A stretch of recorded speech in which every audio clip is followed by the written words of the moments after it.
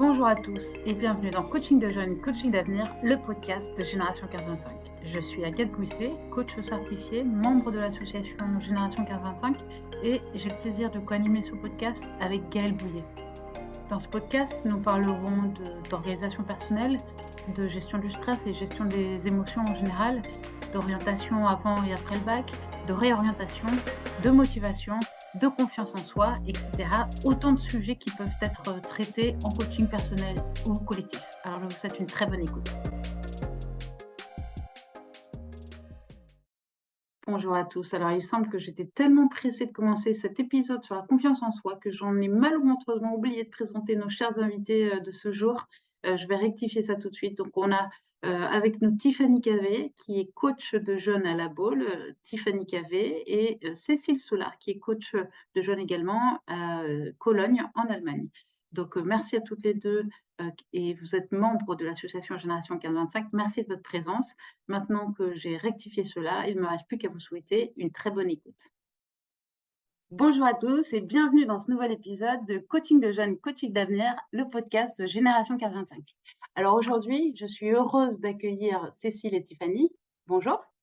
Bonjour. Tout d'abord, merci de votre présence. Merci de venir témoigner de votre expérience parce que je pense que c'est vraiment important ce sujet qu'on va aborder aujourd'hui, c'est-à-dire la confiance en soi. C'est même un sujet essentiel en général et d'autant plus dans ce contexte dans un monde en permanente évolution, avec parfois un manque de repères et une bonne dose d'incertitude. Donc merci parce que je pense que ça peut être très utile pour les jeunes. Alors, rentrons tout de suite dans le vif du sujet. Donc ma première question, elle est simple. Je pense que c'est important de définir les termes. Qu'est-ce que c'est la confiance en soi? Alors, déjà, je pense que pour commencer, on peut distinguer différents concepts. Déjà, l'estime de soi. De manière simple, qu'est-ce que c'est l'estime de soi? C'est la valeur que je me porte. Je me sens valable. Ensuite, la confiance en soi, c'est plutôt de l'ordre de la capacité à agir. Je me sens capable de faire. L'amour de soi, c'est la bienveillance envers soi-même, l'autocompassion. J'écoute et je respecte mes besoins. Et l'image de soi, là, c'est plutôt la façon dont je me perçois. Ça correspond finalement à l'identité que chacun se fait de son identité, aussi bien au niveau de sa personnalité, donc ses qualités, ses défauts, mais également de son corps. Comment je me juge, comment je m'évalue, donc en fonction de ses caractéristiques. Alors, souvent, on confond estime de soi, confiance en soi. La notion d'estime de soi, elle est à distinguer de la confiance en soi, qui est en rapport avec la foi en notre capacité à agir, à oser, à essayer, puis parfois on rate, et puis on recommence. Mhm. En d'autres mots, croire en soi, c'est finalement en d'autres mots, pardon, la confiance en soi, c'est croire en soi sans se décourager malgré les épreuves et les résultats qui peuvent parfois être négatifs.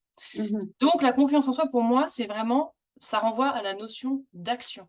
C'est Mhm. la juste connaissance de ses capacités, de ses points forts, comme de ses faiblesses.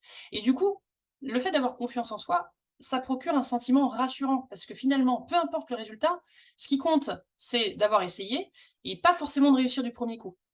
Et c'est cette attitude-là, cette façon de penser, lorsqu'on essaye, qui va renforcer notre confiance en soi. Et on va pouvoir en tirer des leçons, des conséquences pour pouvoir réessayer et s'améliorer au fur et à mesure que notre expérience grandit. En revanche, l'estime de soi, elle est liée aux pensées que l'on entretient à notre égard. Donc parfois, il est possible de manquer de confiance en soi dans un domaine en particulier. Par exemple, voilà, j'ai jamais pris la parole en public. Ce soir, il va falloir que je prenne la parole devant un public. Je l'ai jamais fait. Bon, là, je manque de confiance en moi sur ce sujet-là. En revanche, j'ai aucun souci, j'ai une bonne estime de moi. Voilà, c'est pas forcément, les deux sont pas forcément liés. Alors, on peut se demander comment savoir si on a confiance en soi. Il y a quelques critères qui peuvent aider à identifier son niveau de confiance en soi. Ça peut être le langage non verbal, la posture, la voix, les attitudes. Ça peut être aussi la capacité à reconnaître ses faiblesses, ses erreurs, sans pour autant se dévaloriser. Mhm. Le fait de savoir dire parfois «je ne sais pas» sans éprouver de honte sur le fait que je ne sache pas. Mhm. Le fait de se sentir menacé, le fait de ne pas se sentir menacé par, les réussites et les succès des autres et au contraire s'enthousiasmer pour les autres, Ah dans oui. leur réussite et leur succès. Sa tolérance aussi face aux critiques qu'on peut recevoir, Ouais. et puis sa capacité à sortir de sa zone de confort. à essayer, à oser. Mmh. Et aussi, je trouve qu'il y a un élément, c'est être capable de demander de l'aide quand on en a besoin. Mmh. Ouais. Voilà, donc c'est un petit peu, voilà, brièvement, comment on peut définir la confiance en soi et surtout faire la différence avec les autres concepts. Ah ouais, super. J'ai entendu plein de choses intéressantes et j'ai retenu surtout sur la confiance en soi, croire en soi, ne pas Mmh, se décourager malgré les erreurs. C'est pas forcément exactement, réussir à tous les coups, c'est faire, se donner le droit d'apprendre aussi. Et par rapport à exactement, l'estime de soi, je retiens aussi les pensées, donc faire attention à son dialogue interne, comment on se parle à soi-même. exactement. Ouais, très Tout à fait. intéressant. Alors Cécile, est-ce que tu peux nous expliquer en quoi la confiance en soi est essentielle? Ben, elle est essentielle parce qu'en fait, elle permet d'avoir une vision réaliste de nos capacités. Croire en nos capacités, en fait, ça permet de mieux gérer nos émotions et atteindre des objectifs. Avoir confiance en soi, en fait, c'est bénéfique à plusieurs niveaux. Par exemple, pour sa santé mentale, pour sa réussite, pour des prises de décision aussi, et puis quand on doit faire face à des difficultés, une forme de résilience. En fait, c'est de l'exercice de toute une vie qui peut être présente dans les différents domaines de vie. Par exemple, pour un jeune, c'est à l'école, avec sa famille, avec ses copains, dans des activités extrascolaires. La confiance en soi, c'est pas pour autant linéaire dans le temps et au même niveau dans tous les domaines. Un Mmh. jeune peut avoir confiance avec sa famille, dans ses activités extrascolaires, mais justement, peut-être à l'école, là, c'est là où il y a le bas blesse. En fait, avoir confiance en soi, ça permet d'être plutôt acteur de sa vie et d'être en position proactive, contrairement à quand on n'a pas de confiance en soi, on est plutôt spectateur et on est en mode réactif. Mmh. C'est aussi un moyen de se sentir dans une relation harmonieuse avec soi-même et avec les autres. Donc aussi de savoir dire non. Les jeunes, on remarque qui ont des relations saines et équilibrées en amitié, ont souvent plus confiance en eux et n'ont pas peur, par exemple, de demander de l'aide s'il y a des difficultés. Mmh. Et en fait, la confiance en soi, c'est la clé du bien-être, de la motivation, de la définition d'objectifs, hein, de se sentir accompli. Et là, la pression, les défis personnels, pour un jeune, parfois, c'est pas un frein à la réussite, bien au contraire, ça peut être un moteur. Et c'est un tract sain, en fait, qui va le booster. Mmh. Ouais, ouais. Donc on voit qu'il y a un impact sur pas mal de domaines, la prise de décision, l'école, la famille, les amis, que c'est variable en fonction, des domaines. On n'a pas forcément confiance en soi de la même manière sur tous les domaines, que ça permet d'être, acteur de sa vie, ça permet aussi de pouvoir dire non et ça a un gros impact sur la motivation et le bien-être. Donc c'est vraiment quelque chose, de considérable. Exactement. Mmh. Essentiel. Ouais. OK. Alors, comment est-ce que la confiance, en soi peut-elle être mise à mal ou au contraire, comment est-ce qu'on peut la construire, Tiffany? Alors, je vais commencer par citer Jean-Paul Sartre: «La confiance se gagne en gouttes et se perd en litres». C'est assez explicite. Autrement dit, la confiance se construit vraiment à petits pas et elle peut se déconstruire à grande vitesse. Mmh. Alors, la confiance en soi se déconstruit, par exemple, lors d'expériences négatives.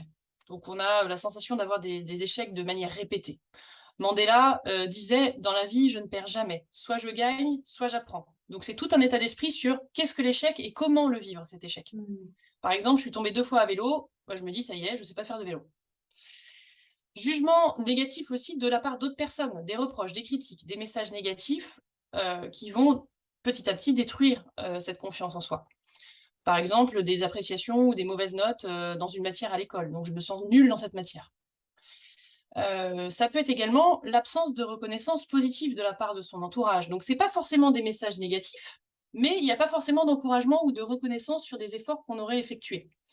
Voilà, donc tout ça, en fait, va renforcer les croyances négatives que l'on se porte ou que le jeune se porte, et ça va être un système en boucle. Ça va conduire, du coup, à avoir des comportements inconscients de ce qu'on appelle d'auto-sabotage pour finalement valider ses croyances d'origine. Mmh. Et puis, comment elle se construit la confiance en soi? Déjà, rien de tel que d'accomplir des activités, relever des défis, aussi petits soient-ils en fait, hein, aussi simples soient-ils, et se mettre en situation de réussir même quand le succès n'est pas garanti. Donc ça peut être une expérience contraire et positive. Donc, je reprends l'exemple du vélo. Finalement, au 3e essai, l'enfant va remonter sur son vélo et puis ça y est, il va réussir et maintenant, il sait faire du vélo. Donc, d'avoir été tenace. L'apprentissage donc expérientiel, avancer par petits pas. Donc, avant de faire un semi-marathon, on s'inscrit d'abord à des courses un peu plus modestes, un peu plus courtes, et puis finalement, un jour, on arrivera à courir un marathon. Et puis la reconnaissance positive en questionnant ses proches éventuellement sur ses qualités. Quand le jeune va demander à son entourage ou l'enfant qu'est-ce que tu penses de mon dessin, ou le jeune qu'est-ce que tu penses de mon résultat au jeu vidéo, voilà, le parent ou une personne de son entourage peut reconnaître que ah, bah, c'est super, tu as su jouer en équipe et adopter les bonnes stratégies pour gagner, bravo, voilà, de l'encouragement auprès des proches. Et puis, il y a le fameux effet Pygmalion aussi. C'est donc le mécanisme selon lequel le jugement que l'on porte sur une personne, y compris soi-même, hein, souvent, conditionne en partie son comportement. Il y a eu une expérience réalisée par des chercheurs américains qui disaient que le regard et les actions portées dans un groupe de personnes boostaient leur confiance en elles, indépendamment de leur capacité réelle. En fait, on se sent capable dès lors que quelqu'un nous croit capable. Autrement dit, en croyant qu'une chose est vraie, on peut la rendre réelle.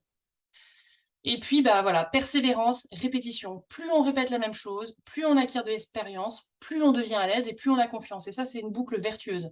En ayant fait au moins une fois, on prouve qu'on est capable, on se prouve qu'on est capable, donc on recommence. Voilà. Du coup, tous ces exemples que je viens de citer peuvent avoir, du coup, pour effet soit de construire la confiance, soit de déconstruire la confiance en soi. Cette étude qui avait été menée, est-ce que c'était 2 professeurs à qui on disait ce groupe d'élèves est nul et celui-ci est super? Oui, Et le résultat avait été en fonction de ce qu'on leur avait dit? exactement. Ouais, intéressant. Indépendamment de leur capacité, en fait. On avait changé les résultats réels et les professeurs croyaient que certains étaient super bons alors que ce n'était pas initialement vrai. Ça. Et à la fin de l'année, ils ont refait les tests et les résultats, ils étaient bien nets, plus nets en fait pour les personnes qui étaient boostées alors qu'elles n'étaient pas initialement avec les meilleures capacités. Ouais, c'est incroyable. Donc, ça illustre bien cet effet Pygmalion. Donc, dans ce que tu dis, j'ai retenu l'expérience, la reconnaissance qui impacte beaucoup. Et donc, l'expérience en particulier, c'est ce sur quoi nous, on a un impact. Et donc, c'est important de pouvoir relever des petits défis, de sortir progressivement de sa zone de confort pour avoir quelque chose qui est faisable, mais qui est nouveau quand même. Exactement. Ok, super. Alors, Cécile, avec quelles problématiques les jeunes qui viennent à vous arrivent? Et en fait, il y a plusieurs situations pour lesquelles des jeunes viennent nous voir. Parmi les plus fréquentes, en fait, on voit que souvent la confiance en soi aussi est liée à la peur de faire des mauvais choix ou en tout cas faire les bons choix en matière d'orientation. Lorsque aussi ils ont besoin de s'affirmer auprès de leur famille, auprès de leurs amis et ainsi en fait avoir des relations saines basées sur la confiance. Donc apprendre à mieux communiquer. Lorsqu'ils doivent aussi mieux gérer leurs émotions, par exemple un ado qui souhaite réguler sa colère ou être plus patient. C'est aussi lorsqu'ils souhaitent améliorer leur concentration en classe et donc aussi améliorer leur méthodologie d'apprentissage. On voit que c'est aussi lié à la confiance. C'est pour aussi renforcer leur motivation. C'est également quand, par exemple, ils doivent apprendre à se calmer face à des crises d'angoisse et à gérer leur stress, en période d'examen en particulier. On peut aussi parler de confiance en soi, en particulier quand on fait face à des situations de harcèlement scolaire et apprendre à savoir dire non, en fait. Donc, l'adolescent, en résumé, qui vient nous trouver, c'est en fait l'aider à trouver une harmonie tête, corps, cœur. En fait, être bien dans ses baskets. Et cela pour ancrer une confiance en lui tout au long de sa vie et l'aider à devenir un adulte qui croit en lui, quels que soient les obstacles qu'il va rencontrer au fur et à mesure de sa vie. Ouais, d'accord. Donc j'entends la peur de faire de mauvais choix, c'est-à-dire si on le reformule mieux, c'est l'envie de faire de bons choix, de bien communiquer, de développer de bonnes méthodes d'apprentissage, de savoir dire non parmi d'autres problématiques. C'est pas forcément exhaustif. Ok. Alors, à partir de ces problématiques justement, comment est-ce que le coaching permet-il de développer la confiance en soi, Tiffany? Alors, comme on vient de le voir, avoir confiance en soi, c'est croire en soi. Ce qui veut dire, finalement, je trouverai toujours un moyen, une solution, une voie pour faire face aux problèmes et atteindre mes objectifs. Et là, c'est vraiment tout l'impact du coaching. Parce qu'en fait, le coaching, donc c'est un processus extrêmement structuré. Il y a plusieurs phases. En général, c'est en 4 temps. Première phase, le jeune va faire l'état des lieux de sa situation actuelle dans tous les domaines de vie, où il estime ne pas avoir confiance en lui. Ouais. Deuxième phase, le jeune se fixe un objectif concret qui répond à des critères bien définis pour que cet objectif soit à la fois réaliste et challengeant. Mmh. Troisième phase, le jeune va pouvoir identifier les points de blocage, lever ses freins, repérer les limites, ses croyances aidantes, ses croyances limitantes. Ici, c'est vraiment la force du coaching, c'est la prise de conscience que les croyances d'un individu lui donnent finalement du pouvoir. Mmh. Donc, c'est-à-dire que ces croyances vont influencer positivement ou négativement son état d'esprit. Et la dernière phase, ça, c'est la mise en action. Le jeune définit un plan d'action qui lui correspond et qui va lui permettre d'atteindre son objectif en toute autonomie, Ah oui. en se basant, en s'appuyant sur ses ressources, ses talents, ses qualités qu'il aura identifiées tout au long du coaching. Voilà, donc c'est vraiment le processus de coaching. Alors, petit warning, le coach n'est pas un thérapeute, n'est pas un formateur, n'est pas un conseiller. On est vraiment un guide, on accompagne, on avance avec. On offre un espace-temps aux jeunes de découverte de soi, d'introspection, d'auto-analyse. Et ça se différencie vraiment de la thérapie par la trajectoire que le coaching impulse. Le regard est porté vers le futur en coaching. On s'oriente vers la réalisation de son objectif et trouver des solutions. Voilà. Mmh. Alors évidemment, lors des séances, il convient de parler de soi, de ses émotions, de ses ressentis, de sa vision du monde et de réfléchir à ses propres réactions, actions, fonctionnements, comportements. Donc c'est vraiment conscientiser ses propres fonctionnements pour choisir d'agir différemment et du coup de devenir acteur. On en parlait tout à l'heure, de vraiment devenir acteur de sa vie. Ouais. Très intéressant, ouais, on voit, ça donne une bonne image, je pense, ça va permettre aux auditeurs de se faire une bonne idée de ce que c'est que la structure du coaching. Donc, en premier lieu, l'état des lieux, justement, l'objectif, relever les éventuels blocages, les croyances limitantes, etc., et les plans d'action. Exactement. Ok, Mm. super. Alors, est-ce que vous avez un témoignage peut-être de coaché qui a été accompagné sur ce sujet? Oui, on a un jeune, Nelson, qui a trouvé le coaching en fait super parce que ça l'a aidé à prendre confiance en lui. Maintenant, par exemple, il n'hésite plus, il a changé ses habitudes, il aide plus à la maison. En fait, il a pris conscience de ses forces et il sait comment aussi surmonter ses faiblesses. Et Mmh. sa maman, aussi, a remarqué que son fils, a bien plus confiance en lui. Il ose maintenant, dire ce qu'il pense, en fait, elle était dans une situation où elle ne savait plus comment faire pour l'aider et là, elle dit vraiment le coaching l'a aidé à prendre confiance en lui. Donc voilà, elle le remarque même, dans ses émotions où il est moins colérique, moins boudeur, par exemple, voilà. Super. Ouais, ça fait plaisir à entendre. Alors, on Exact. approche bientôt à la fin de cet épisode. Est-ce que vous avez une ressource à conseiller sur le sujet de la confiance en soi?